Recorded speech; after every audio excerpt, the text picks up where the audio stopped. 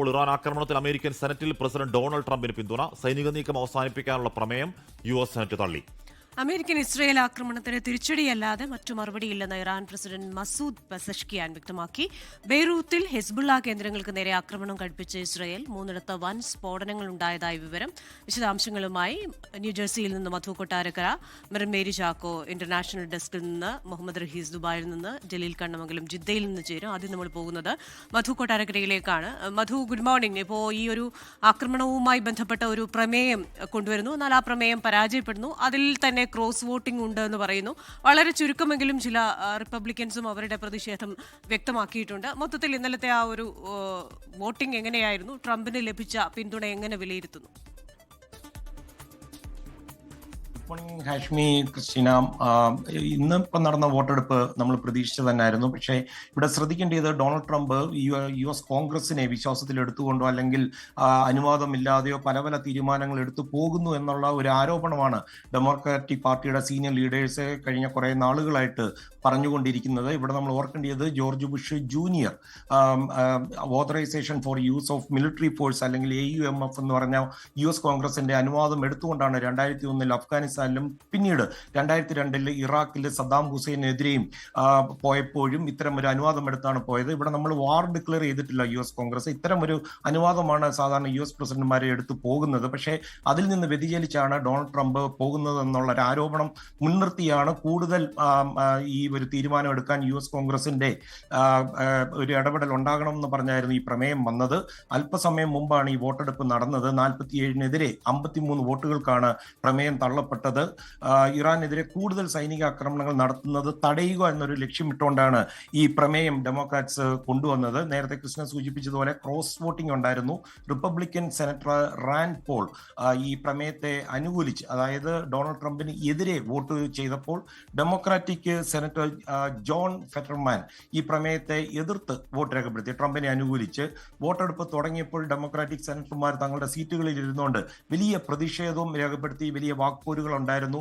സാധാരണ ഇവർ സഭ വിട്ടു പോകാറുള്ളതാണ്. പക്ഷേ വിട്ടു പോകാതെ തന്നെ ഈ പറയുന്ന അവർക്ക് പറയാനുള്ള കാര്യങ്ങൾ പറഞ്ഞുകൊണ്ടേയിരുന്നു ഡെമോക്രാറ്റ്സ്. അതേസമയം ഈ ഇറാനുമായിട്ടുള്ള യുദ്ധം ഇങ്ങനെ പടരുമ്പോഴും ഈ അമേരിക്കയ്ക്ക് വ്യക്തമായിട്ട് ഒരു എക്സിറ്റ് പ്ലാൻ ഇല്ല എന്നുള്ള ഒരു ആശങ്ക പ്രതിപക്ഷം, പ്രത്യേകിച്ച് സീനിയർ സെനറ്റേഴ്സ് ആയിട്ടുള്ള ചക്കർ പോലുള്ള ആൾക്കാർ പങ്കുവെക്കുകയുണ്ടായിരുന്നു.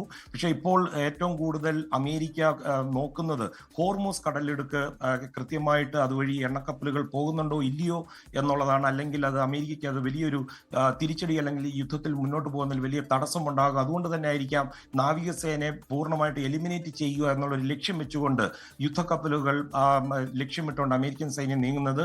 അതേസമയം നിലവിലെ ഈ ഹോർമൂസ് കടലിടുക്ക് പൂർണ്ണമായിട്ടും ഇസ്ലാമിക് റിപ്പബ്ലിക് നേവിയുടെ നിയന്ത്രണത്തിലാണെന്ന് അവരുടെ തന്നെ വക്താവായ മുഹമ്മദ് അക്ബർ സാദ് പറയുകയുണ്ടായി.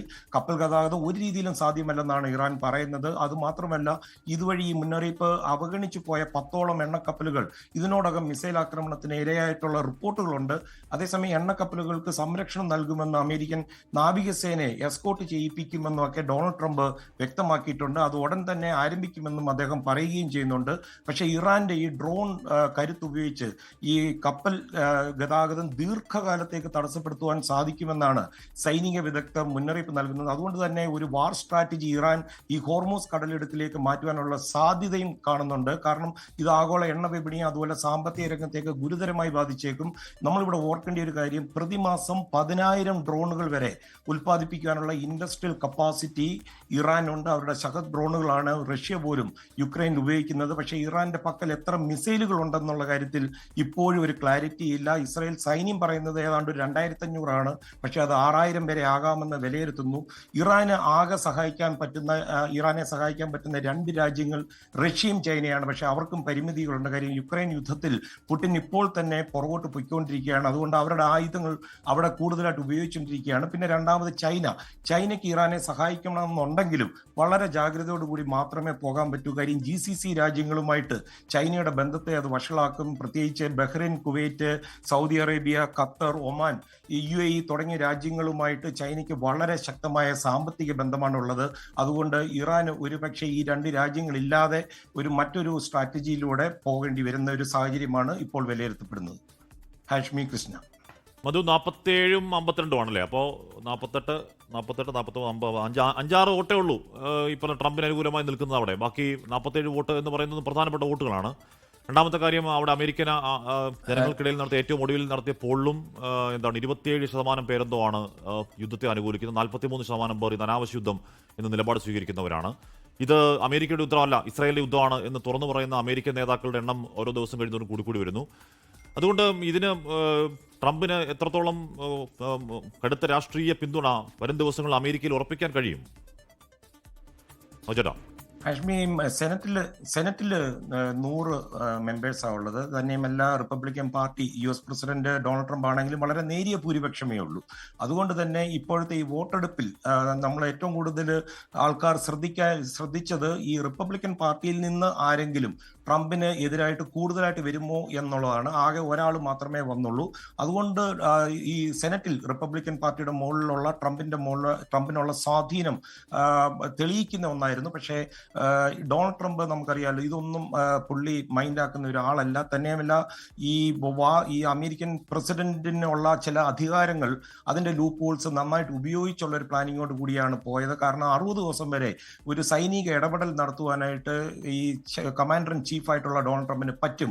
ആ 60 ദിവസത്തെ ആ പഴുതാണ് ട്രംപ് ഉപയോഗിച്ചത്. ഇതിനിടയ്ക്ക് US കോൺഗ്രസിന് ഇടപെട്ട് ഇത് നിർത്താനുള്ള അധികാരമുണ്ട്. അങ്ങനെ നിർത്തേണ്ടി വന്നാൽ പോലും പിന്നെയും 30 ദിവസം ഡൊണാൾഡ് ട്രംപിന് ഭരണഘടന അനുവദിച്ചു കൊടുക്കുന്നുണ്ട് അവസാന സോൾജിയറിനെയും തിരിച്ച് എത്തിക്കുവാനായിട്ട്. അതുകൊണ്ടായിരിക്കും ഒരുപക്ഷെ ഈ ട്രംപ് 4 ആഴ്ച എന്ന് പറയുന്നത് ഈ 30 ദിവസം കണക്ക് കൂട്ടിക്കൊണ്ടാണ്. അതുകൊണ്ട് തന്നെ ഈ പറയുന്ന US കോൺഗ്രസ് ശരിക്കും പറഞ്ഞു കഴിഞ്ഞാൽ ഒരു നോക്കുകുത്തിയാകും അടുത്ത 30 ദിവസം എന്നുള്ളതിൽ യാതൊരു സംശയവുമില്ല. ഓക്കെ, മധു കൊട്ടരക്കരയാണ് അമേരിക്കയിൽ നിന്ന്, ന്യൂജേഴ്സിയിൽ നിന്ന് ആ വാർത്തയുടെ ഏറ്റവും ഒടുവിലത്തെ വിവരങ്ങൾ നൽകിയത്. ലോകത്തെവിടെയായാലും ഏത് സമയത്തും 24 വാർത്തകളും ഓഗ്മെന്റഡ് റിയാലിറ്റി പാക്കേജുകളും എക്സ്പ്ലെയിനറുകളും വിശദമായി കാണാൻ ഞങ്ങളുടെ YouTube ചാനൽ നിങ്ങൾക്ക് സബ്സ്ക്രൈബ് ചെയ്യാം.